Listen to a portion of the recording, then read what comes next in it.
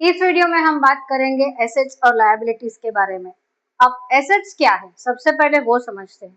तो एसेट्स मतलब बिजनेस की जो प्रॉपर्टी होती है, बिजनेस की जो बिलोंगिंग्स होती है। जैसे अगर एसेट्स बिजनेस की खुद की ऑफिस है, बिजनेस की खुद की फैक्ट्री है, मतलब फैक्ट्री की जो जगह है वो बिजनेस की प्रॉपर्टी हुई, तो वो बिजनेस का एसेट हुआ। वैसे ही जो बिजनेस के फर्नीचर है, मतलब ऑफिस का जो फर्नीचर है वो खरीदा गया है, तो वो फर्नीचर भी एसेट हुआ। फिर अगर मैन्युफैक्चरिंग बिजनेस है तो जो प्लांट है, मशीनरी है, वो जो सारी चीजें हैं वो भी बिजनेस को बिलोंग करती है, तो वो भी एक तरह का एसेट हुआ। दूसरा एसेट्स में हम क्या कंसिडर कर सकते हैं, तो बिजनेस के जो डेटर्स है, यानी जिससे हमें पैसे लेने हैं, जो पिछले वीडियो में हमने बात की थी कि जब हमने किसी को क्रेडिट पर सामान बेचा है और उसने अभी तक पैसे नहीं दिए, तो वो डेटर्स जो है वो हमारे एसेट्स होते हैं। हमारा कैश बैलेंस, हमारा बैंक बैलेंस, वो सारी चीजें हमारे एसेट्स में आते हैं। फिर जैसे हमने एडवर्टीजमेंट के बारे में बात की थी कि हमने 4 साल का अगर एडवर्टीजमेंट भरा है, तो उसमें से एडवर्टीजमेंट तो कोई पर्टिकुलर चीज नहीं है कि हम उसको एसेट गिन सके, लेकिन जो 4 साल का कॉन्ट्रैक्ट करके हमने जो पैसे भरे, उसमें से 1 साल का ड्यू होने के बाद में 3 साल का जो बचता है वो हम एसेट साइड में लिखते हैं, बैलेंस शीट में। तो वो एसेट जो है वो किस में लिखा जाएगा, उसका नाम डिफर्ड रेवेन्यू एक्सपेंडिचर है, लेकिन वो किस कैटेगरी को बिलोंग करता है, तो ना वो खर्चा है ना वो लंबे समय तक चलने वाला है, इसलिए हमने उसका नाम रखा है डिफर्ड रेवेन्यू एक्सपेंडिचर। लेकिन उसको हम लिखेंगे कौन से कैटेगरी में, तो उसके लिए हमने ये कैटेगरी बनाई है फिक्टिशियस एसेट। फिक्टिशियस मतलब जो एग्जिस्ट नहीं करता, मतलब जिसका फिजिकल कोई भी वजूद नहीं है, तो वो, और वो 2-3 साल में खत्म हो जाएगा, मतलब उसका जैसे ही कॉन्ट्रैक्ट खत्म होगा वो अपनी बुक में से निकल जाएगा, तो इसीलिए हमने उसका नाम रखा है फिक्टिशियस एसेट्स। ठीक है। अब फिक्स एसेट्स क्या होते हैं, तो फिक्स एसेट्स जिसकी लाइफ लॉन्ग टर्म होती है, जैसे फर्नीचर हुआ, जमीन हुई, लैंड हुआ, मशीनरी हुआ, ये सारे फिक्स एसेट्स है जो जिनकी लाइफ कम से कम 5-10 साल होती है, वो हो जाते हैं फिक्स एसेट्स। उसके बाद में करंट एसेट्स के बारे में मैंने बताया, debtors, cash balance, bank balance, जिसको हम आसानी से हार्ड कैश कर सकते हैं फटाफट अगर हमें जरूरत है तो वो आ जाते हैं करंट एसेट्स में, जिसको हम फटाफट एनकैश कर सकते हैं। और फिक्टिशियस एसेट्स के बारे में मैंने बताया कि डिफर्ड रेवेन्यू एडवर्टीजमेंट जो है, डिफर्ड रेवेन्यू एक्सपेंडिचर, जो हमने 3-4 साल के पैसे एक साथ में भर दिए, तो वो जो है, मतलब अभी जो जो ड्यू नहीं हुआ है, वो जो चीज है वो फिक्टिशियस एसेट्स में आता है। अब उसके बाद में हम आते हैं लायबिलिटीज में। लायबिलिटीज क्या होती है, यानी बिजनेस के ऊपर का कर्जा, यानी बिजनेस अगर किसी और के पैसे यूज कर रहा है तो वो बिजनेस के ऊपर कर्जा है, लायबिलिटी है।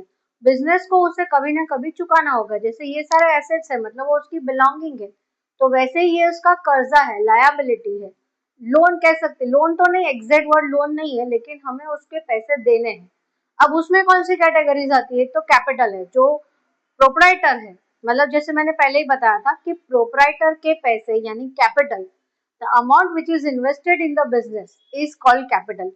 तो कैपिटल और बिजनेस अलग अलग एंटिटीज माना गया है, तो बिजनेस के ऊपर कैपिटल जो है वो एक तरह का लायबिलिटी है, क्योंकि जब भी हम, एक आप सिंपल प्रैक्टिकली सोचिए कि क्यों लायबिलिटी माना गया।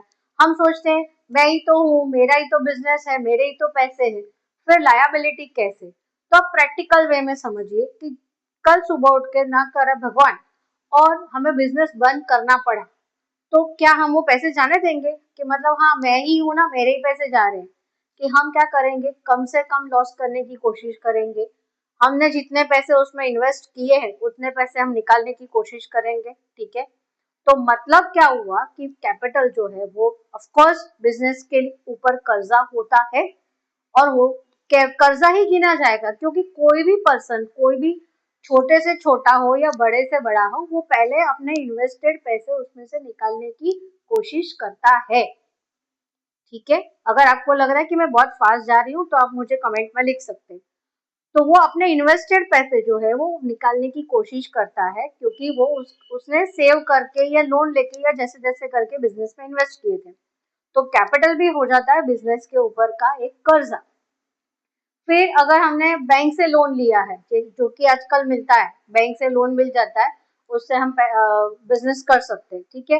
तो वो भी एक तरह का कर्जा हुआ। तो वो सारे चीजें जो बिजनेस को वापस देनी है, जिसकी जिसकी अमानत है, जैसे कैपिटल प्रोपराइटर की है, लोन जो है वो बैंक का है, फिर आते हैं क्रेडिटर्स, जिसके पास से हमने उधार पे माल खरीदा है तो उसको हमें वापस मतलब पैसे देने पड़ेंगे, तो वो भी हो जाता है कर्जा, तो वो भी हो जाती है लायबिलिटी। फिर मंथ खत्म होते होते सपोज के रेंट पे ऑफिस है या जो भी चीजें रेंट पे है, तो रेंट भी पे करना होता है। फिर अगर किसी को एम्प्लॉय को रखा है काम पे तो उसको सैलरी देनी होती है, तो जैसे ही मंथ खत्म हो जाता है वैसे उसकी सैलरी ड्यू हो जाती है। तो जब तक हम वो सैलरी नहीं देते तब तक वो हम पे कर्जा रहेगा, राइट। तो ये सारी चीजें जो है वो लायबिलिटीज है। उसमें भी फिक्स लायबिलिटी होती है और करंट लायबिलिटी होती है। फिक्स लायबिलिटी मतलब कैपिटल है, सिक्योर्ड लोन मतलब जो बैंक से हमने 10-20 साल के लिए लिया हुआ है, तो वो लॉन्ग टर्म कैपिटल है, तो वो फिक्स लायबिलिटी हुई। और करंट लायबिलिटी जैसे कि आउटस्टैंडिंग रेंट है, तो रेंट जैसे हमने पे कर दिया लायबिलिटी खत्म। आउटस्टैंडिंग सैलरी है, सैलरी जैसे हमने पे किया लायबिलिटी खत्म। क्रेडिटर्स है, क्रेडिटर्स को जैसे ही हमने उसका पेमेंट कर दिया क्रेडिटर्स के लिस्ट में से उनका नाम निकल जाएगा। तो ये करंट लायबिलिटीज है। तो this is how assets and liability exist. अब आप सोचेंगे तो बिजनेस के पास बचा क्या, बिजनेस का खुद का क्या।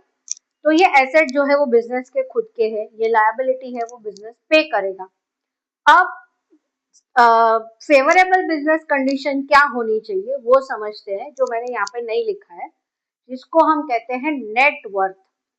नेटवर्थ मतलब क्या, तो नेटवर्थ के लिए हमारे पास एसेट्स ज्यादा होने चाहिए, बैलेंस शीट में एसेट्स ज्यादा होने चाहिए कंपेयर टू लायबिलिटीज। अभी आप अगेन प्रैक्टिकल वे में सोचिए कि आपके पास इनकम ज्यादा होनी चाहिए या एक्सपेंडिचर, तो ऑब्वियसली इनकम ज्यादा होनी चाहिए।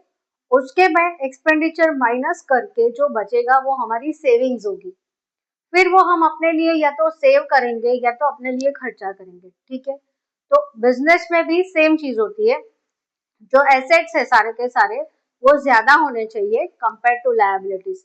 तो एसेट्स माइनस लायबिलिटी जो करते हैं अदर देन कैपिटल, कैपिटल क्योंकि कैपिटल तो जो है वो प्रोप्राइटर के खुद के पैसे, यहाँ पे खुद के पैसे मैं बोल रही हूँ क्योंकि जो कैपिटल उसमें इन्वेस्टेड है वो ही प्रोप्राइटर के खुद के पैसे हैं।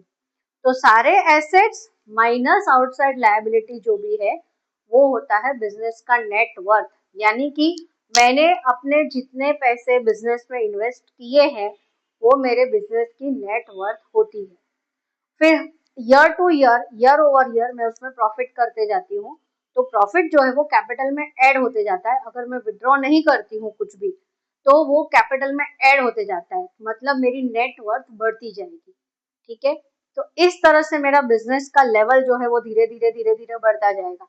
सपोज कि अगर मैंने 50 लाख रुपीज से बिजनेस स्टार्ट किया है तो मुझे पहले साल में इतना प्रॉफिट नहीं होगा, मतलब 50,000 1 लाख जितना होगा।